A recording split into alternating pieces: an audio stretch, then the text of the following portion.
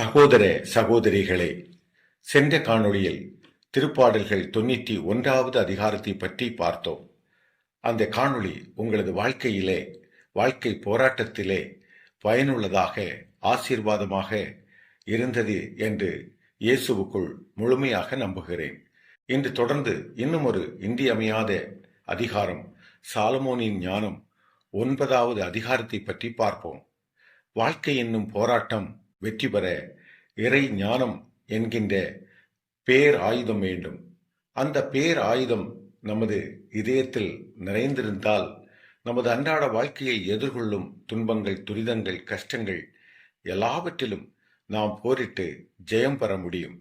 அவ்வாறான இன்றியமையாத அருள் ஆசி நிறைந்த அதிகாரமான சாலமோனின் 9வது அதிகாரத்தை பற்றி இன்றைய காணொளியில் பார்ப்போம். வலுவற்ற குறுகிய வாழ்நாட்களை கொண்ட, சிறிய அறிவுத்திறனை கொண்ட நாம் மனம் போன போக்கில் எப்படியெல்லாம் சிந்திக்கிறோம், எதையெல்லாம் செய்கிறோம். சகோதரனே, சகோதரியே, நீ எத்தனை வாய்ப்பு வசதிகளை கொண்டிருந்தாலும் இறைவன் இறைஞானம் உன்னோடு இல்லையேல் நீ ஒன்றும் இல்லாதவனாய் கருதப்படுவாய். இவ்வுலக பார்வையில் நீ பெரிய மனிதனாக இருக்கலாம், ஆனால் இறை விருப்பத்திலே நீ பின்தங்கினவனாய் அமைதி, சமாதானம், நிம்மதி பெற்றுக்கொள்ளும் ஓட்ட பந்தயத்திலே ஓடும் கடைசி மனிதனாய் இருக்கிறாய் என்பதை அறிந்து கொள்ள வேண்டும். இறைவன் அவரது ஞானத்தின்படி இந்த உலகத்தை படைத்தார். அந்த படைப்புகளை பல்லாயிரக்கணக்கான வருடங்கள் ஆன பிறகும் இன்றும் ஆராய்ச்சிகள் மூலம் பல அரிய புதிய படைப்புகளை அதிசயமாக விஞ்ஞானிகள் கண்டுபிடிப்பதை நாம் செய்தி மூலம் அறிந்து கொள்கிறோம். இன்னும் எத்தனையோ படைப்புகள் உலகத்தில் விண்ணிலும் மண்ணிலும் மனிதனால் கண்டுபிடிக்க முடியாமல் இருக்கின்றன. இப்படி இருக்க நமது குறுகிய மனித வாழ்வில் நம்மோடு இறைஞானம் இருந்தால் நமது அன்றாட தேவைகள் எல்லாம் அதிசயமாக, சிறப்பாக செய்ய முடியும் அல்லவா? சண்டை சச்சரவுகள், இருளான சிந்தனைகள், பொறாமைகள், கீழ்ப்படியாமை, பொறுமை இல்லாமை, சமாதானமின்மை, எல்லாவற்றிற்கும் மேலாக அன்பின்மை, இவைகளால் நமது குடும்ப வாழ்வு சீரழிந்து இருக்கிறதை உணரும் சகோதரனே, சகோதரியே, இன்றிலிருந்து இறை இயேசுவை, இறை ஞானத்தை இதயத்தில் ஏற்றுக்கொண்டால் உனது வாழ்வு சிறக்கும் அல்லவா? அப்படிப்பட்ட இறைஞானத்தை கிடைக்கப்பெற செய்யும், அடைந்து கொள்ள செய்யும் பாதையாக இறைவார்த்தை திரு விவிலியத்தில் சாலமோனின் ஞானம் 9ஆம் அதிகாரம் அமைந்துள்ளது. முதலில் ஒருமுறை அதை படிப்போம். வாருங்கள். சாலமோனின் ஞானம் 9வது அதிகாரம். மூதேயரின் கடவுளே, இரக்கத்தின் ஆண்டவரே, நீர் எல்லாவற்றையும் உமது சொல்லால் உண்டாக்கினீர். நீர் உண்டாக்கிய படைப்புகளின் மேல் ஆட்சி செலுத்தவும், தூய்மையோடும் நீதியோடும் உலகை ஆளவும், நேர்மையான உள்ளத்தோடு தீர்ப்பு வழங்கவும் உமது ஞானத்தால் மானிடரை உருவாக்கினீர். உமது அரியணை அருகில் வீற்றிருக்கும் ஞானத்தை எனக்கு அருளும். பிள்ளைகளிடமிருந்து என்னை தள்ளி விடாதீர்.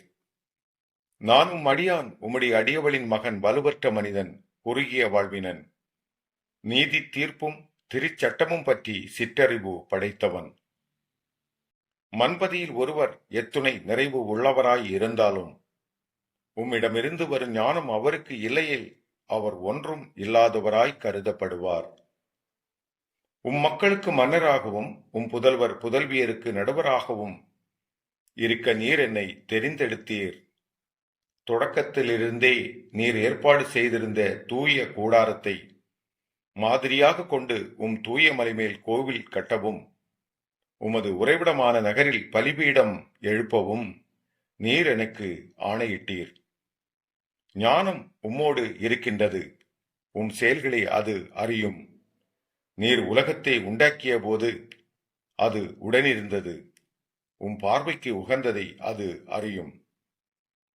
கட்டளைகளின்படி முறையானது எது எனவும் அதற்கு தெரியும். உமது தூய விண்ணகத்திலிருந்து அதை அனுப்பியருளும். உமது மாட்சிமிக்க அரியணையிலிருந்து அதை வழங்கியருளும். அது என்னோடு இருந்து உழைக்கட்டும். அதனால் உமக்கு உகந்ததை நான் அறிந்து கொள்வேன். அது எல்லாவற்றையும் அறிந்து உய்த்துணரும். என் செயல்களில் விவேகத்துடன் என்னை வழிநடத்தும்.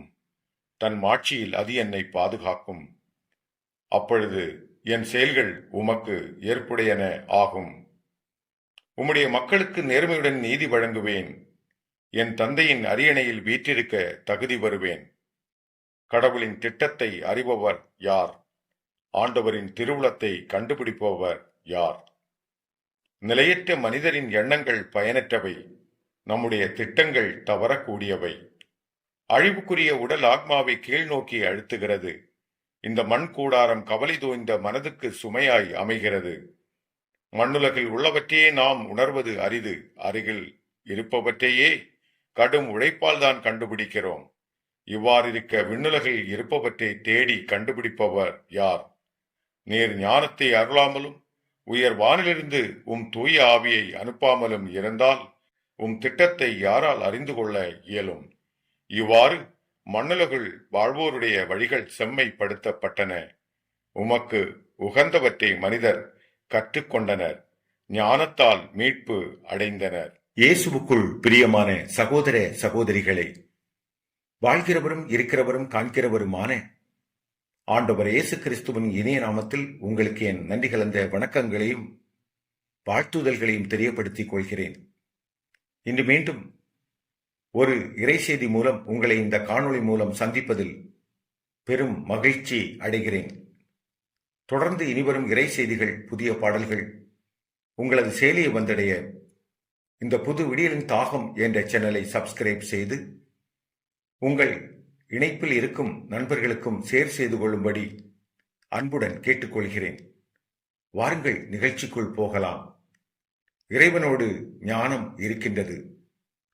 இறை கட்டளைகளையும் நமக்காகவே இறை ஞானத்தால் தான் ஆண்டவர் அருளினார்.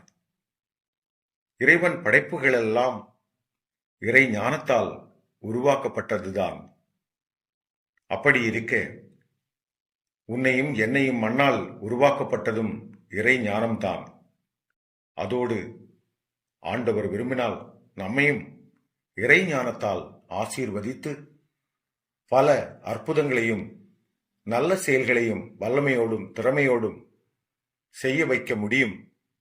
இறை ஞானத்திற்கு அவ்வளவு வல்லமை உண்டு என்பதை எந்த சந்தேகமுமின்றி நாம் நம்ப வேண்டும். இறைவனால் எல்லாம் கூடும் என்பதற்கு உதாரணமாக, எடுத்துக்காட்டாக, தாவீது என்கிற சிறிய இளைஞனை இறை ஞானத்தால் நிரப்பி கோலியாத் என்னும் ராட்சதனை வீழ்த்தியதை பற்றி இந்த செய்தியிலே பார்ப்போம். வாருங்கள். 1 சாமுவேல் 17ஆம் அதிகாரம் 1 52 வரை உள்ள இறைவார்த்தைகளை படிக்கும்போது தேவன் இஸ்ரேல் மக்களுக்கு பெரும் வெற்றியையும் அமைதியையும் தாவீதின் மூலமாய் இறைஞானத்தால் அருளிட செய்தார். இயேசுவுக்கு 400 ஆண்டுகள் முன் பெலிஸ்தியர் இஸ்ரேல் மீது போர் தொடுத்தனர். அப்போது இஸ்ரேல் மக்கள் இறைவனிடம் பாதுகாப்பிற்காக வேண்டிக் கொண்டனர், பயந்தனர், நடுங்கினர். அங்கு ஈசாயின் 8வது மகனான தாவீது என்பவர் இருந்தார். அவர் ஆண்டவரை பற்றி புகழ்ந்து எழுதுவதிலும் கிண்ணரம் என்னும் இசைக்கருவி மூலம் இசை மீட்டி எப்பொழுதும் ஆண்டவரை புகழ்ந்து பாடுவதிலும் ஞானத்தோடு சிறந்து விளங்கினார். எனவே இறைவன் அச்சிறுவனுடன் பிரியமுடனும் அன்புடனும் இருந்து ஞானத்தோடு வல்லமையோடு அச்சிறுவனை ஆசீர்வதித்தார். அச்சிறுவனான தாவீது ஆடு மேய்ப்பவராக காணப்பட்டார். இந்த ஆடுகள் மேய்க்கும் தருணங்களில் பலமுறை சிங்கம், கரடி போன்ற கொடிய விலங்குகள் ஆடுகளை அடித்துக் கொண்டு பசியாற்ற வரும்போதெல்லாம் அந்த வலிமையுள்ள கொடிய விலங்குகளை கையில் இருக்கும் கவனி கூழாங்கற்களை வீசி தாக்கி ஆடுகளை காப்பாற்றி வந்தார் தாவீது. அத்தருணத்தில் மீண்டும் இஸ்ரேல் மீது பெலிஸ்தியர்கள் போரிட கோலியாத் என்னும் ராட்சதனோடு வந்திருந்தார்கள். கோலியாத் என்பவன் உடல் முழுவதும் இரும்பாலான கவசம் அணிந்திருந்தான். அவன் 9 அடி உயரமும் 5 அடி அகலமும் கொண்டவனாய், பெரிய உருவம் கொண்ட பயப்படக்கூடிய தோற்றம் உடையவனாய் இருந்தான். இஸ்ரேல் மக்கள் அவனைக் கண்டு பயப்பட்டு பதறி நின்றனர். ஒருமுனை குன்றில் பெலிஸ்தியர்களும் மறுமுனை குன்றில் இஸ்ரேல் மக்களும் போர் புரிய ஆயுதமுடன் இருந்தனர். அங்கே இஸ்ரேல் இராணுவத்தில் பணி புரிந்து கொண்டிருக்கும் தனது 3 சகோதரர்களை பார்ப்பதற்காகவே அக்கூட்டத்தில் தாவீது வந்திருந்தார். அங்கு நின்ற கோலியாத் தன்னோடு தனித்து ஒவ்வொருவராய் போரிட ஆணவத்துடன் உரத்த குரலில் அழைத்தான். இஸ்ரேலின் தேவனை கோலியாத் தூஷித்தான். அப்பொழுது அங்கு வந்திருந்த தாவீது என்ற சிறுவன் போர்க்கவசம் எதுவும் அணியாமல் கவுனையும் கூழாம் கற்களையும் தன் கையில் எடுத்துக்கொண்டு கோலியாத்தோடு போரிட முன்வந்தான். அதை பார்த்த கோலியாத் தாவீதை ஏளனமாக பார்த்து எள்ளி நகையாடினான். இச்சிறுவனா என்று கேலி செய்தான். உன்னை கொன்று உன் உடலை பறவைகளுக்கு இரையாக்குவேன் என்று சூளுரைத்தான். உடனே தாவீது இறைஞானம் தன்னோடு இருந்ததால் பேராற்றல் கிடைக்கப்பெற்று கூழாங்கல்லை கவுனில் வைத்து வேகமாக சுழற்றி வீசி கோலியாத்தின் நெற்றியில் அடித்தான். கோலியாத் ஆனவன் தன் நிலை தடுமாறி மயக்கம் கொண்டவனாய் கீழே விழுந்தான். உடனே தாவீது அவனின் உரையிலிருந்த வாளால் கோலியாத்தின் கழுத்தை வெட்டி கொண்டான். இதைக் கண்ட பெலிஸ்தியர்கள் பயப்பட்டு பின்புறமாய் ஓடி தப்பிக் கொண்டனர். பின்பு அங்கு நின்று கொண்டிருந்த இஸ்ரேல் மக்கள் தாவீதை தூக்கி தோளில் சுமந்து கொண்டு மகிழ்ச்சி ஆரவாரத்துடன் வெற்றி முழக்கத்துடன் கொண்டாடினார்கள்.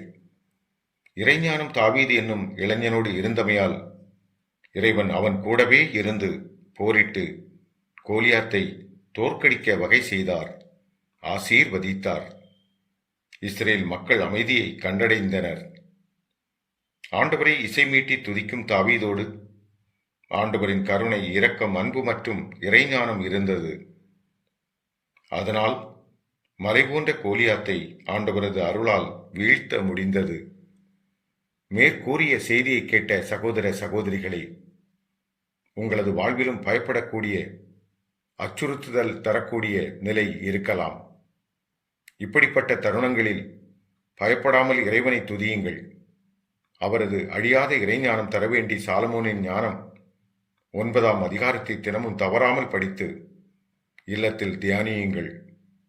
சென்ற காணொளியில் கூறின திருப்பாடல்கள் 91ஆம் அதிகாரம் மற்றும் சாலமோனின் ஞானம் 9ஆம் அதிகாரம் ஆகிய இறைவார்த்தைகளை தினமும் தவறாமல் படித்து ஜெபித்து பாருங்கள்.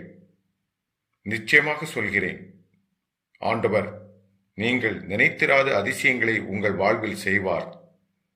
இந்த இறைவார்த்தைகளுக்கு அவ்வளவு வல்லமை உண்டு.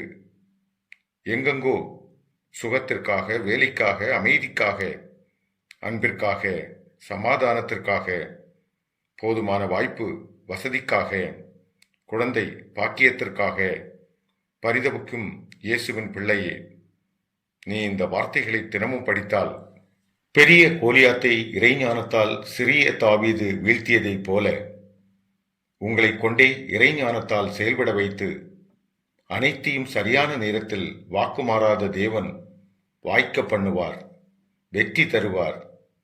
சகோதரரே, இறை வார்த்தைகளுக்கு மிகுந்த வல்லமை உண்டு என்பதை மறந்துவிடக்கூடாது.